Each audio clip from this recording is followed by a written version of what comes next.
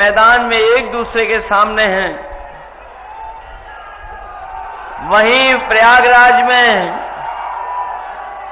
बड़ी संख्या में नौजवान आंदोलन कर रहे हैं और वो आंदोलन जो चला रहे हैं वो सभी पढ़े लिखे नौजवान हैं। वो नौजवान हैं जो कल अधिकारी बनेंगे।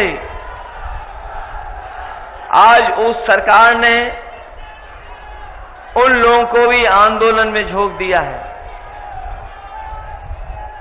वहीं मैं तमाम युवक युवतियों को बधाई देना चाहता हूं कि अपनी आवाज को बुलंद करने के लिए वो पीछे नहीं हटे हैं। सरकार तमाम तरीके अपना रही है, लेकिन उसके बावजूद भी नौजवान आज धरने पर बैठ करके अपनी मांग को लेकर के सरकार को जगाना चाहते हैं, सरकार के सामने रखना चाहते हैं।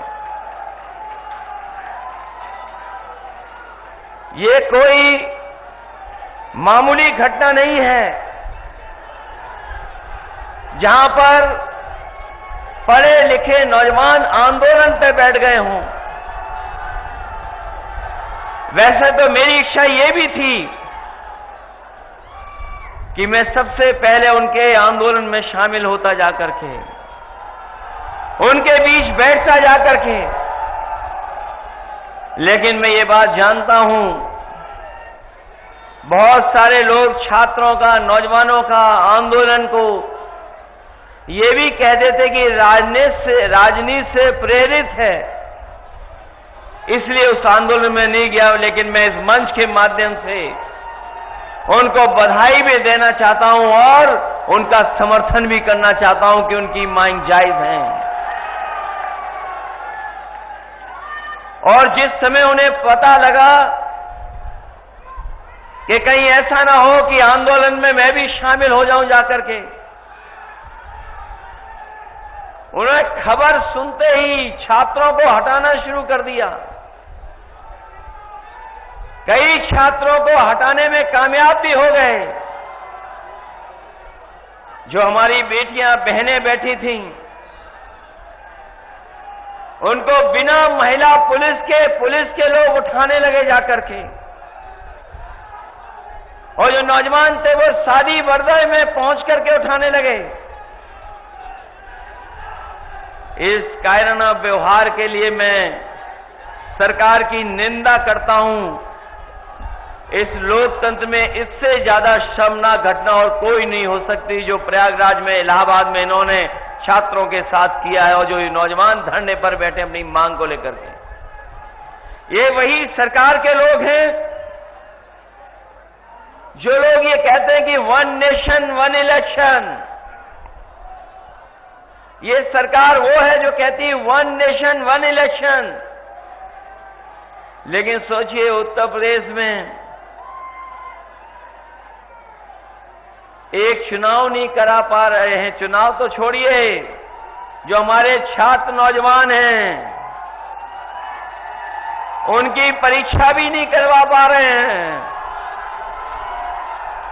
जो लोग कहते हैं एक इलेक्शन पूरे देश में एक साथ हो जाए,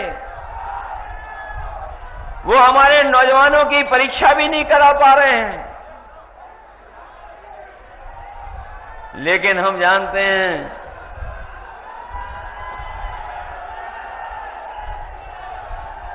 ये भारतीय जनता पार्टी में और इस सरकार के एजेंडे में न नौकरी है, न सौहार्द है, न भाईचारा है।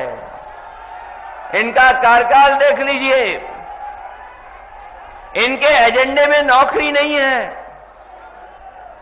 इनके एजेंडे में सौहार्द नहीं है।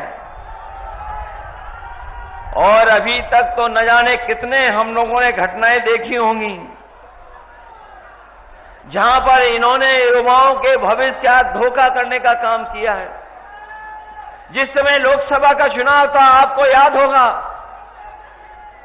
हम लोग ये बात जगह जगह कहते थे कि ये सरकार वो है जो पेपर लीक जानबूझ करके कराती है। और पेपर लीक इसलिए सरकार कराती थी क्योंकि नौकरी इनके एजेंडे में नहीं थी। उसी का परिणाम ये है कि इन्होंने नौजवानों को नौकरी नहीं दी, उनका भविष्य अंधकार में धकेलने का काम कर रहे हैं।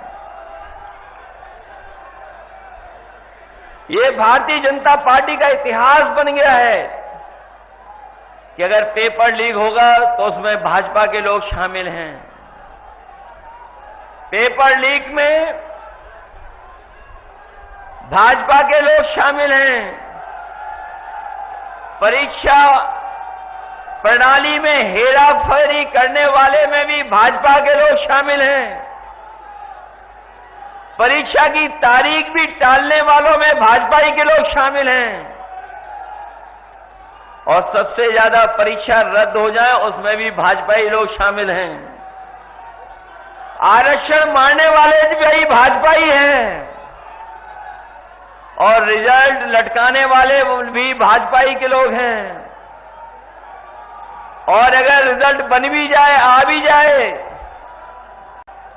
तो कोर्ट में भी लटकाने वाले अगर कोई हैं तो वो भाजपा वाले हैं। नौजवानों के भविष्य के साथ बड़े पैमाने पर खिलवाड़ कर रहे हैं। और इधर तो जब से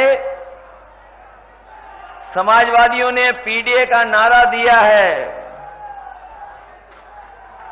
इन्हें डीएपी भी पीडीए ही नजर आने लगा है। ये जब दूर से देखते हैं डीएपी, उसे में भी पीडीए दिखाई दे रहा है इनको। ये अक्षरों से खिलवाड़ कर रहे हैं, अक्षरों से।